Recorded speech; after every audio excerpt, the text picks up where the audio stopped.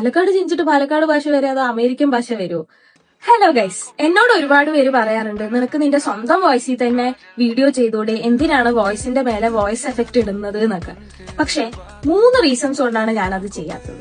First reason എന്ന് പറയുന്നത്, എനിക്ക് നല്ല കോൺഫിഡൻസ് ഉണ്ടാവും, പക്ഷെ ക്യാമറ ഓൺ ആക്കി കഴിഞ്ഞാൽ ആ കോൺഫിഡൻസ് ഒക്കെ എവിടേക്കാ പോണെന്ന് എനിക്കറിയില്ല.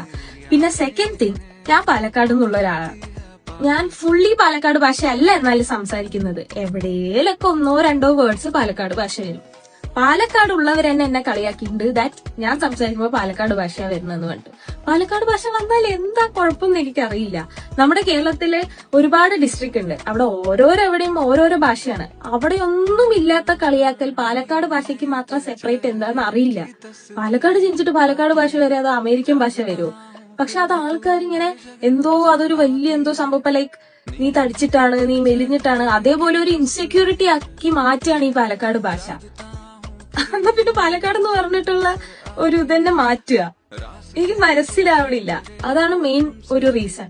പിന്നെ ഒരു റീസൺ പറയുന്നതും ഇതുമായിട്ട് സിമിലർ തന്നെ. ആൾക്കാർ പറയും നിന്നെ കാണാനൊക്കെ കുഴപ്പമില്ല, വായ തുറന്നാ പോയി എന്നുള്ളത്.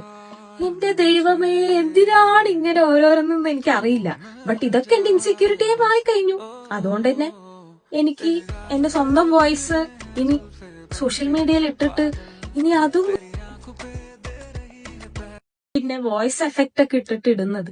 നിങ്ങൾക്ക് ഇത് ഇഷ്ടാവുകയാണെങ്കിൽ ലൈക്ക് ചെയ്യുക.